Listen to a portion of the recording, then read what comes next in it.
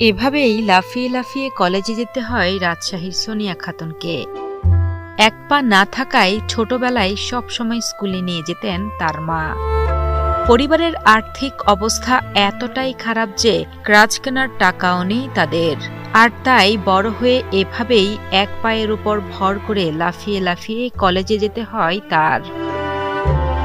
স্বপ্ন একজন স্কুল শিক্ষিকা হয়ে আলোকিত করবেন সবাইকে, ধরবেন পরিবারের হাল। আমি যখন ইন্টার পাস করলাম তখন মানুষের কাছে কাছে যাইতো আমার আম্মু যে আমার মেয়েকে একটা কাজের ব্যবস্থা করে দেন, একটা পায়ের ব্যবস্থা করে দেন। তখন বলতো ওরা চাকরি আমরা দিতে পারবো না, রাস্তায় বসাই দাও থাল নিয়ে, তাহলে হয়তো বেশি টাকা পাবে, চাকরি করে কি হবে। আমি টিওনোর কাছে গেছিলাম, আবার চেয়ারম্যান মেম্বারের অনেক কাছে গেছি যে আমাকে একটা পায়ের অন্তত ব্যবস্থা করে দেন। সবাই বলে যে পা দিয়ে কি হবে, লাভ পারে হাঁটো, ভিক্ষে করে টাকা জোগাড় করে পা বানাও। আমাদের কেন কেন আসছো? আমরা কি তোমাদের জন্য টাকা পয়সা গুছাই রাখছি যে তোমাকে পা বানাই দিব? অনেকের অনেক কথা শুনছি, শোনার পরে পড়াশোনাটা কমপ্লিট করে যাচ্ছি। আমার ইচ্ছা ছিল আমি বালিকা স্কুলের শিক্ষিকা হব। 2005 সালে মাত্র 2 বছর বয়সে ট্রেনে কাটা পড়ে একটি পা হারান রাজশাহীর পটিয়া উপজেলার সোনিয়া খাতুন। দুর্ঘটনায় ঘটনাস্থলেই মারা যান সোনিয়ার বড় চাচি মমতাজ বেগম।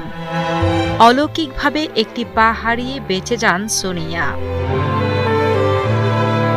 দুর্ঘটনায় মেয়ের পা হারানোর পর থেকেই তার বাবা মানসিক ভারসাম্য হারিয়ে কাজ করার ক্ষমতা হারান। তারপর থেকেই সোনিয়ার মা রহিমা বেগম একাই সংসারের হাল ধরেন।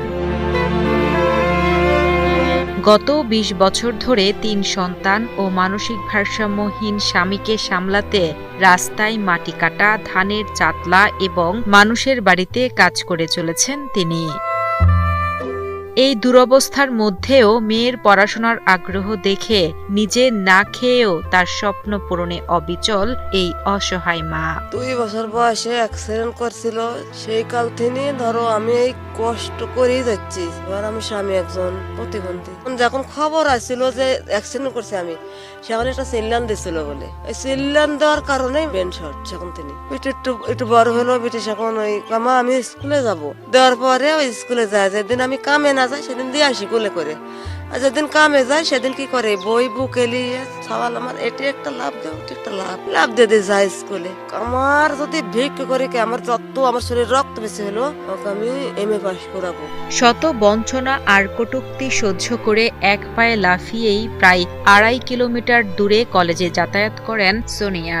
এভাবেই কৃতিত্বের সাথে মাধ্যমিক ও উচ্চ মাধ্যমিক পাশ করেছেন। তার স্বপ্ন ছুঁতে এখন প্রয়োজন একটি কৃত্রিম পা ও একটি